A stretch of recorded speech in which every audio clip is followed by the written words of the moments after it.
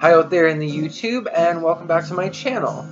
In this video, I want to go over like the history of astrology and like where does it originally like come from, you know? Like there's so many books out there that talk about it. And like, we have these are some I would highly recommend to watch or to read. Astronomica by Marcus Manilius. I'll leave the wording and links down below.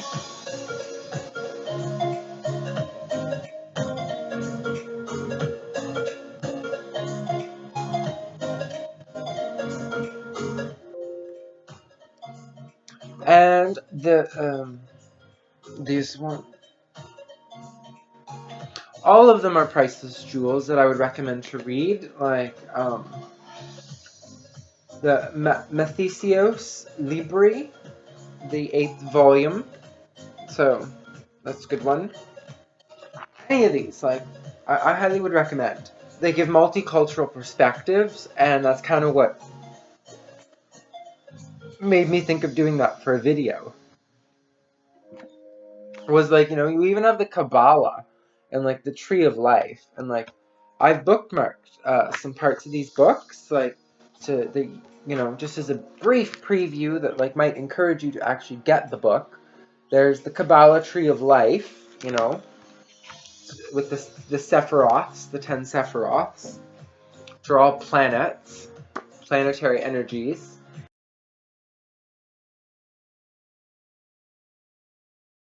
And then this one I showed earlier is really, really good for like if you want precise mathematical calculations on a chart, then it can really pinpoint. But I don't necessarily agree with everything that's in it, but it's, good perspective. Right?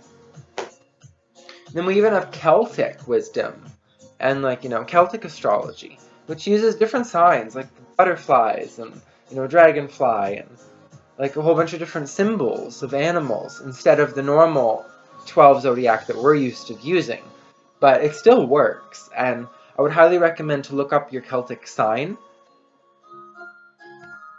And then we have one of my favorites, which is by Prash Trivedi. Highly recommend to get any one of his books. They're all really good.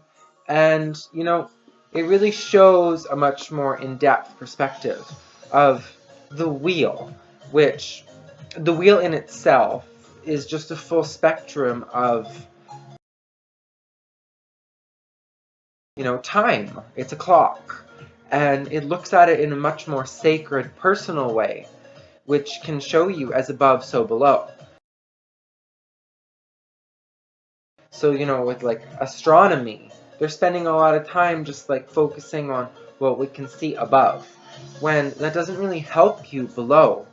And that's why I really love astrology so much, because I've found that, like, through close research, there's so much applicability to it. Like, I've read almost 100 different charts for people, and, like, most of them, like, over 90% have, like, been, like, blown away at, like, how I'm able to determine character nature in them. Using all of these, and using information that I've remembered from it. So, when it comes to the signs, it's important to know that, like, no matter what language it's spoken in, like, with whether it be numbers, like one or uno or however you want to say it, like, it still represents the same thing.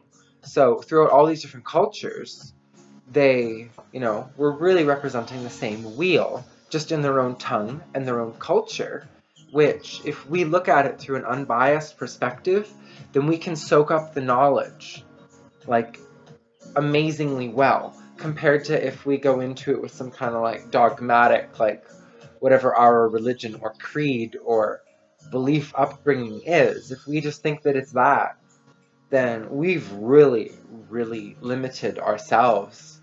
Not limiting anybody else, you only limit yourself when you do that. So it's good to explore all these different cultures and, approach them in an unbiased, loving manner. And, many cultures, whether it be Christianity with Jesus being the heart, or in Vedic, Krishna being Krishna consciousness, which is all about love, the problem isn't in the religions, and it's not, you know, in the government. It's in the people. It's in our essence. Like, we have to be more loving and open to other people's belief structures, and maybe actually give them a chance for some understanding, and then we'd realize that it's the same thing. It's just reworded. So, but through this different, you know, astrological history lesson, we want to like see like where does it originally come from. And so we're gonna find out, because Tristan is gonna read some of them for us. And you know, you can find this on Wiki. They have, if you look up list of astrological traditions, you'll find it. And you know, there's many that we're gonna go through, and I'm gonna include imagery and pictures to help give like a full encompassing tour over our Earth and different astrological beliefs that have existed. And hopefully you'll be able to see the commonality, that it's the same wheel that they're all trying to represent.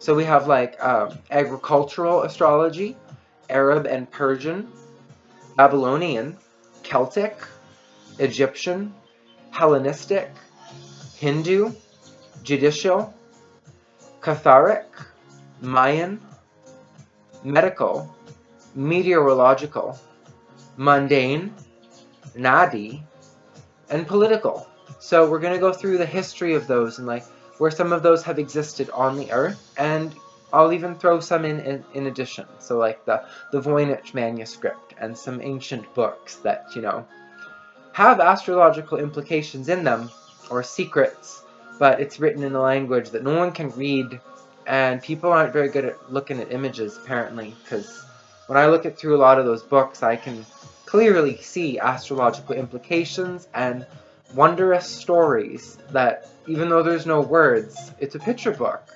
So, you know, open your heart to the possibilities of other people's perspectives, and you'll really learn from yourself as you open yourself up to the world around you. So let's begin this this tour.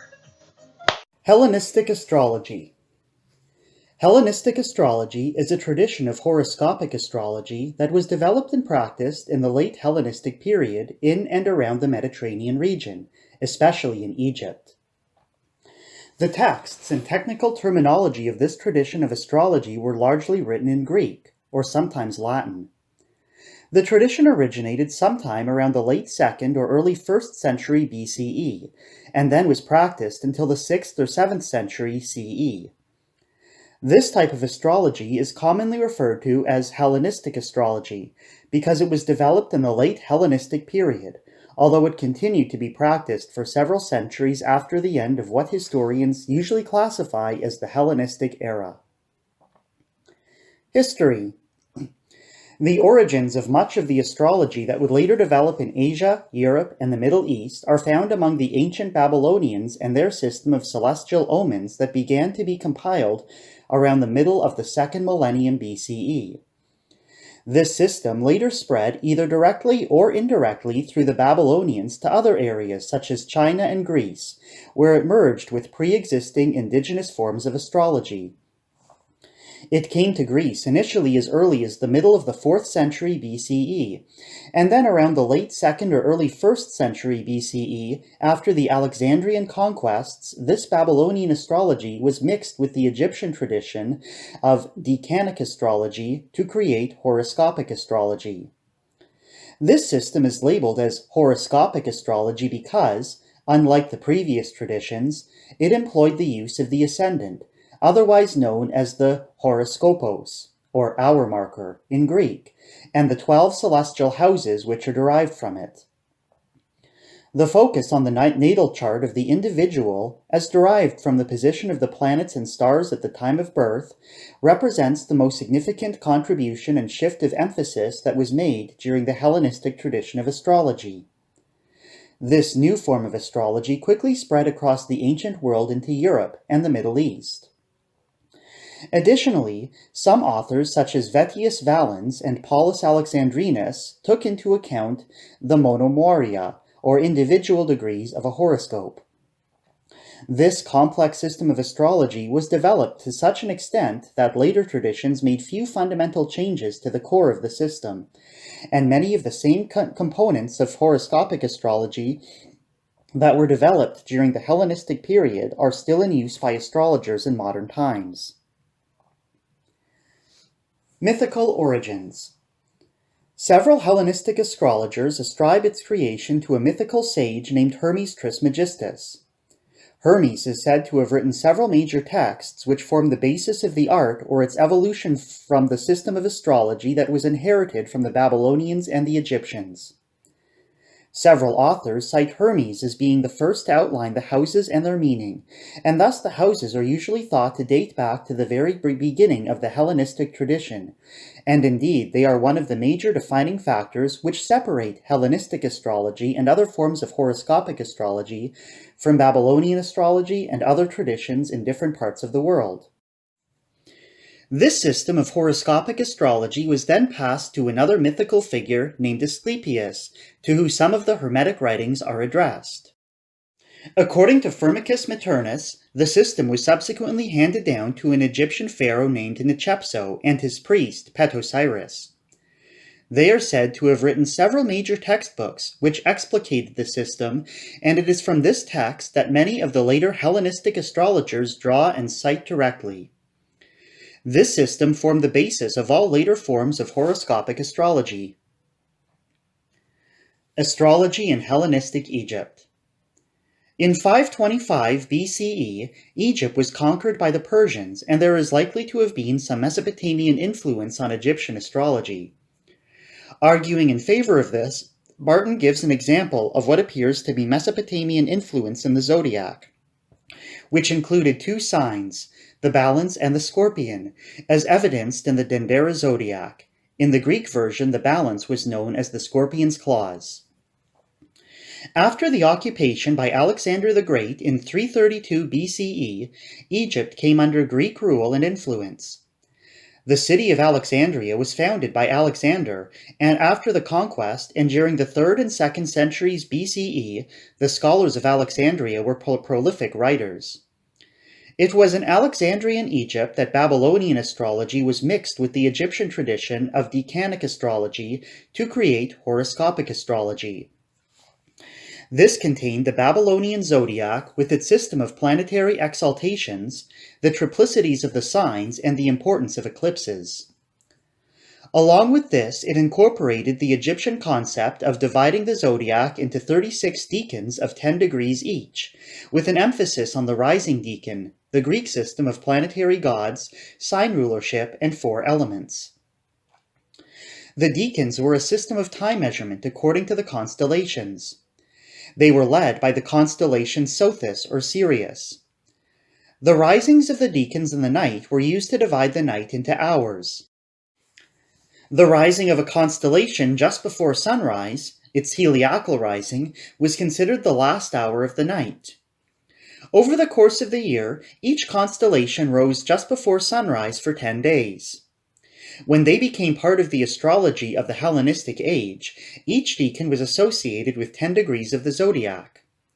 Texts from the 2nd century BCE list predictions relating to the positions of planets in zodiac signs at the time of the rising of certain decans, particularly Sothis. Particularly important in the development of horoscopic astrology was the astrologer and astronomer Ptolemy, who lived in Alexandria in Egypt. Ptolemy's work, the Tetrabiblios, laid the basis of the Western astrological tradition. The earliest zodiac found in Egypt dates to the 1st century BCE, the Dendera zodiac. According to Firmicus Maternus, the system of horoscopic astrology was given early to an Egyptian pharaoh named Hatshepsut and his priest, Petosiris. The Hermetic texts were also put together during this period, and Clement of Alexandria, writing in the Roman era, demonstrates the degree to which astrologers were expected to have knowledge of the texts in his description of Egyptian sacred rites. This is principally shown by their sacred ceremonial. For first advances the singer, bearing one of the symbols of music. For they say that he must learn 2 of the books of Hermes, the one of which contains the hymns of the gods, the second the regulations for the king's life. And after the singer advances the astrologer, with the horologe in his hand, and a palm, the symbols of astrology. He must have the astrological books of Hermes, which are 4 in number, always in his mouth. Astrology in Greece. The conquest of Asia by Alexander the Great exposed the Greeks to cultures and cosmological ideas of Syria, Babylon, Persia, and Central Asia. Greek overtook cuneiform script as the international language of intellectual communication, and part of this process was the transmission of astrology from cuneiform to Greek. Sometime around 280 BCE, Berosus, a priest of Bel from Babylon, moved to the Greek island of Kos in order to teach astrology and Babylonian culture to the Greeks. With this, what Campion calls the innovative energy in astrology moved west to the Hellenistic world of Greece and Egypt.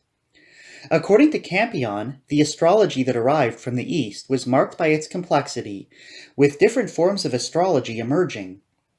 By the 1st century BCE, 2 varieties of astrology were in existence, one that required the reading of horoscopes in order to establish precise details about the past, present, and future, the other being theurgic, meaning literally God work, and emphasized the soul's ascent to the stars. While they were not mutually exclusive, the former sought information about the life, while the latter was concerned with personal transformation, where astrology served as a form of dialogue with the divine. Astrology in Rome. Like so much else, astrology came to Rome due to Greek influence. Among the Greeks and Romans, Babylonia or Chaldea was so identified with astrology that Chaldean wisdom became the synonym of divination through the planets and stars.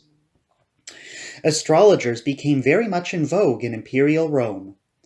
Indeed, the Emperor Tiberius had had his destiny predicted for him at birth, and so surrounded himself with astrologers, such as Thrasyllus of Mendes. According to Juvenal, there are people who cannot appear in public, dine or bathe, without having first consulted an ephemeris. Claudius, on the other hand, favored augury and banned astrologers from Rome altogether. It is perhaps not surprising that in the course of time, to be known as a Chaldean carried with it frequently the suspicion of charlatanry and of more or less willful deception.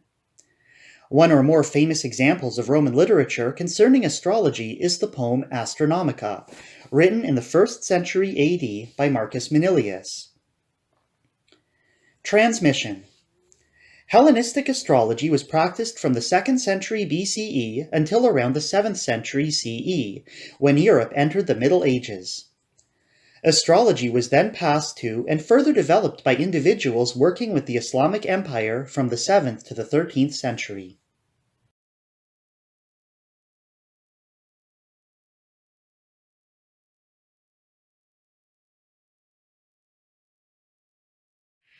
Hindu astrology. Jyotisha is the traditional Hindu system of astrology, also known as Hindu astrology, Indian astrology, and more recently, Vedic astrology.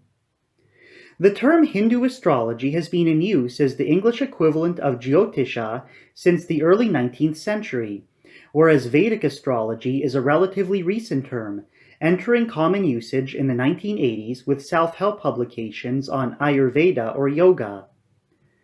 Vedanga Jyotisha is one of the earliest texts about astronomy within the Vedas.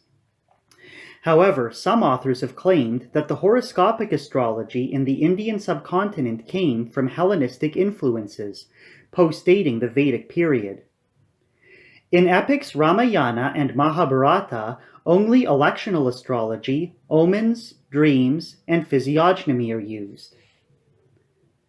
Following a judgment of the Andhra Pradesh High Court in 2001, which favored astrology, some Indian universities offer advanced degrees in Hindu astrology. Astrology is rejected by the scientific community as a pseudoscience. History. Jyotisha is one of the Vedanga, the 6 auxiliary disciplines used to support Vedic rituals. Early Jyotisha is concerned with the preparation of a calendar to fix the date of sacrificial rituals. Nothing is written on planets. There are mention of eclipse causing demons in the Atharva Veda and Chandogya Upanishad, the Chandogya mentioning Rahu.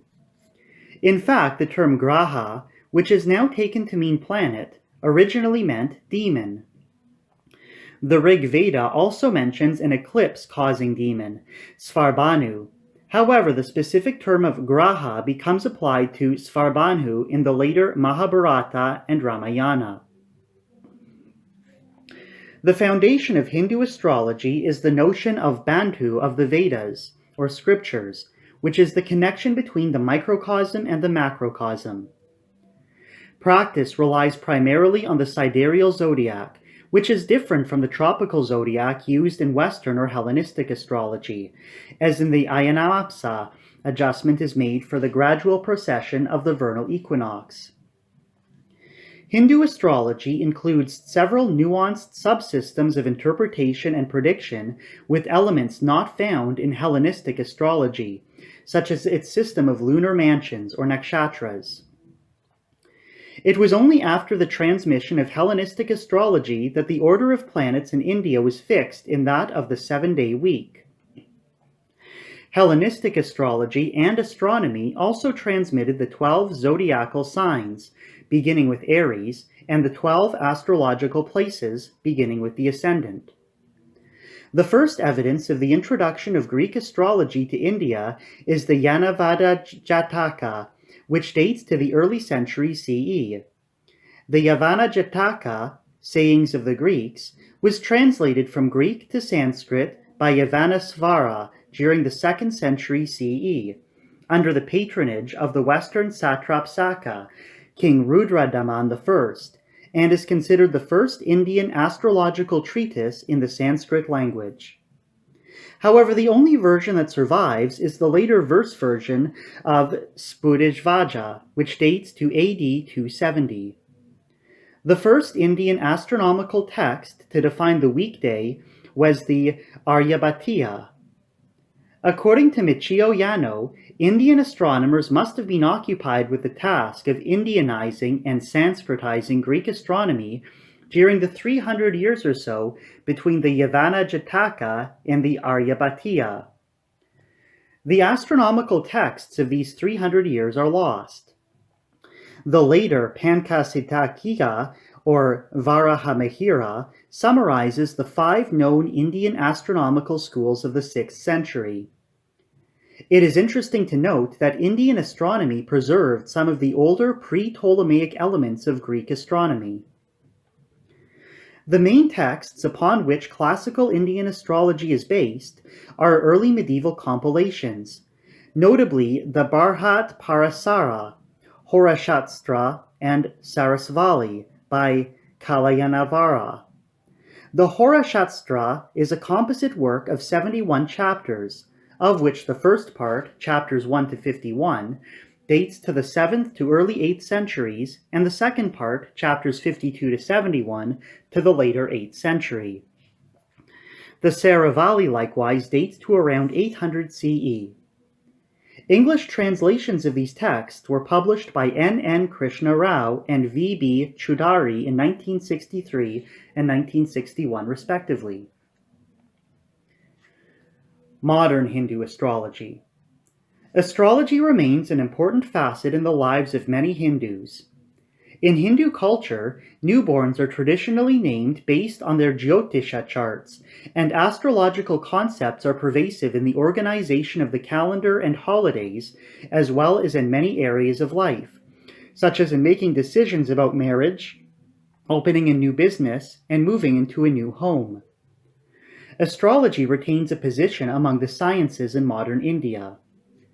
Following a judgment by the Andhra Pradesh High Court in 2001, some Indian universities offer advanced degrees in astrology. The decision was upheld by the Supreme Court of India in 2004.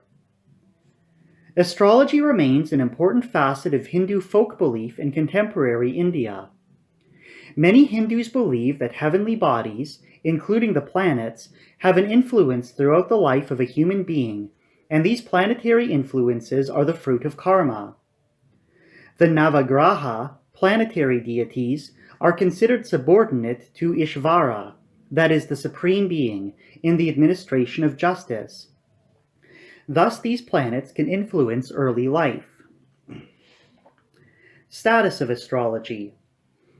The University Grants Commission and the Ministry of Human Resource Development of the government decided to introduce Jyotirvigyan, or Vedic astrology, as a discipline of study in Indian universities, saying that Vedic astrology is not only one of the main subjects of our traditional and classical knowledge, but this is the discipline which lets us know the events happening in human life and in universe on time scale. The decision was backed up by the Andhra Pradesh High Court, despite widespread protests from the scientific community in India and Indian scientists working abroad. A petition sent to the Supreme Court of India stated that the introduction of astrology to university curricula is a giant leap backwards, undermining whatever scientific credibility the country has achieved so far. But it refused to intervene in the matter. In 2004, the Supreme Court dismissed a further petition, concluding that the teaching of astrology did not qualify as the promotion of religion. In February 2011, the Bombay High Court referred to the 2004 Supreme Court ruling when it dismissed a case which had challenged astrology's status as a science. Despite continuing complaints by scientists, astrology is still, as of 2014, taught at various universities in India, and there is a movement in progress to establish a national Vedic university to teach astrology together with the study of Tantra, Mantra, and Yoga. Elements. There are 16 Varga, or divisional charts used in Hindu astrology. Rasi, zodiacal signs. Around 2500 BC, many extant texts were written by sages such as Agastya and Bhrigu. Each sign was divided into 3 strata called charna, similar to the decanates of Western astrology. The Narayana, or sidereal zodiac, is an imaginary belt of 360 degrees, which, like the Sayana, or tropical zodiac, is divided into 12 equal parts. Each 12th part is called a sign, or rasi. Vedic and Western zodiacs differ in the method of measurement. While synchronically the two systems are identical, Jyotisha uses primarily the sidereal zodiac, in which stars are counted to be the fixed background against which the motion of the planets is measured, whereas most Western astrology uses the tropical zodiac. The motion of the planets is measured against the position of the sun on the spring equinox. The difference becomes noticeable over time. After 2 millennia, as a result of the precession of the equinoxes, the origin of the ecliptic longitude has shifted by about 22 degrees. As a result, the placement of the planets in the Jyotisha system is consistent with the actual zodiac, while in Western astrology the planets fall into the following sign, as compared to their placement in the sidereal zodiac about 2/3 of the time. Nakshatras, lunar mansions. A nakshatra or lunar mansion is one of the 27 divisions of the sky, identified by the prominent stars in them used in Hindu astrology. Historical, medieval Hindu astrology enumerated either 27 or 28 nakshatras. Today, a rigid system of 27 nakshatras, covering 13 degrees 20 minutes of the ecliptic each, is generally used. The missing 28th nakshatra is Apijit. Each nakshatra is divided into quarters, or padas, of 3 degrees 20 minutes. Of the greatest importance is the Abhisheka nakshatra, which is the king amongst all the nakshatras, and worshipping and propitiating this nakshatra has the power to remedy all the other nakshatras. Remedial measures are, in general, the high watermark of all realistic predictive astrology work and go a long way in mitigating karma. Dashas, planetary periods. The word dasha means state of being, and therefore a dasha governs to a large extent the state of being of a person. The dasha system shows which planets may be said to have become particularly active during the period of the dasha. The ruling planet, the dashanantha, eclipses the mind of the native, compelling him or her to act as per the nature of the planet. There are several dasha systems, each with its own utility and area of application. There are dashas of grahas, as well as dashas of rashis. The primary system used by astrologers is the Vimsotari Dasha system, which has been considered universally applicable in the Kali Yuga to all horoscopes. The first Mahadasha is determined by the position of the natal moon in a given nakshatra. The lord of the nakshatra governs the dasha. Each Mahadasha is divided into subperiods called bhuktis, or antardashas, which are proportional divisions to the Mahadasha. Further proportional subdivisions can be made, but error margin based on accuracy of the birth time grows exponentially.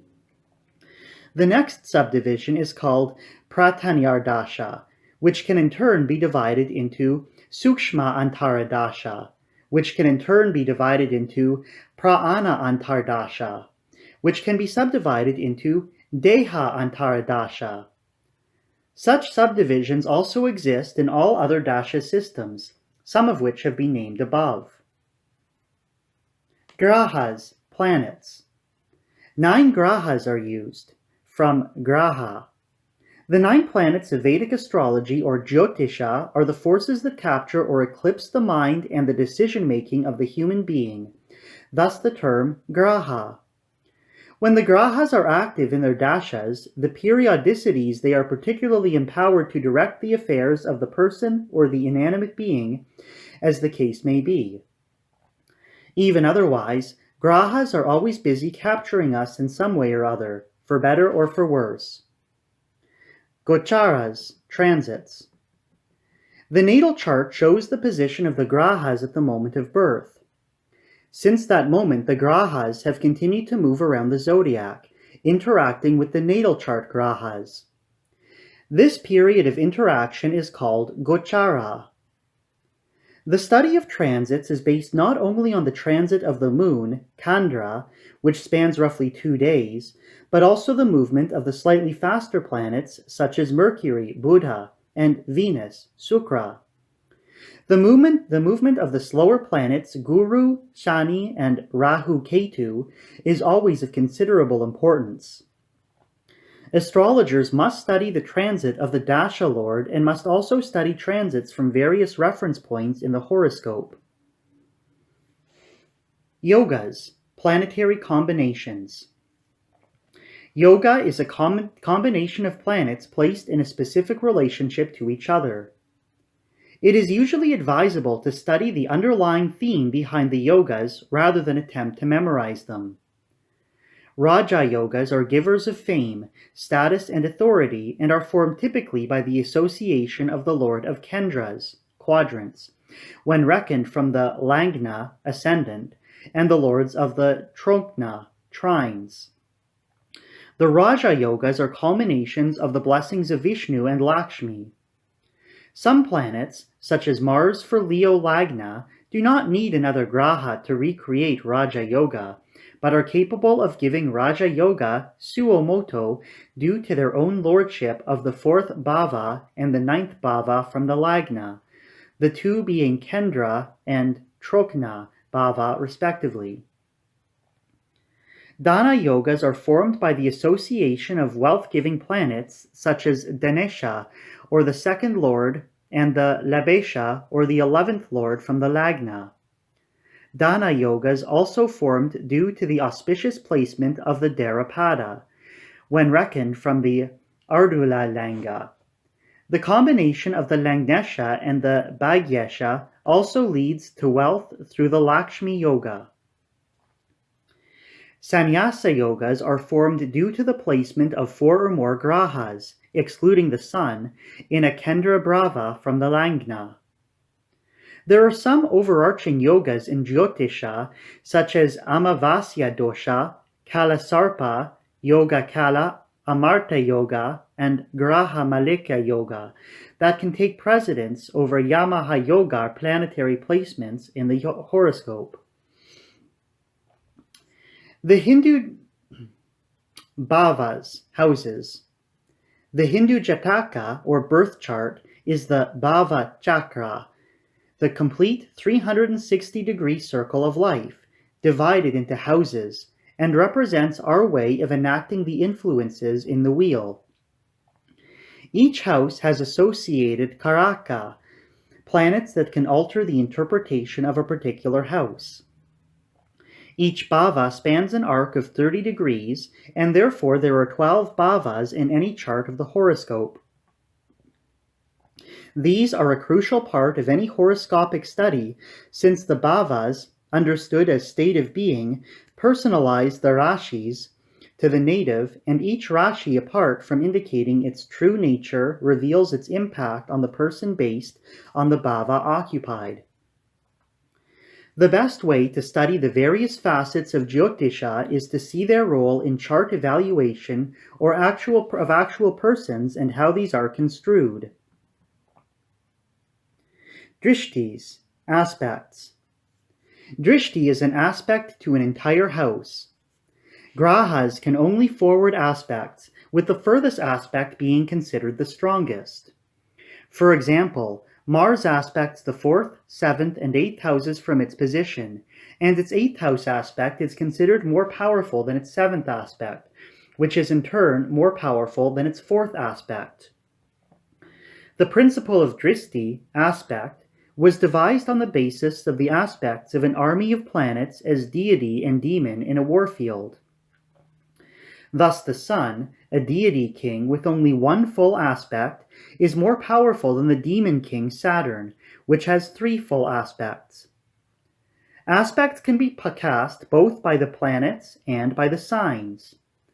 Planetary aspects are a function of desire, while sign aspects are a function of awareness and cognizance. There are some higher aspects of Graha Drishti, planetary aspects, that are not limited to the Vishesa Drishti, or the special aspects. Rashi Dishtri works based on the following formulaic structure. All movable signs aspect fixed signs except the one adjacent, and all dual and mutable signs aspect each other without exception.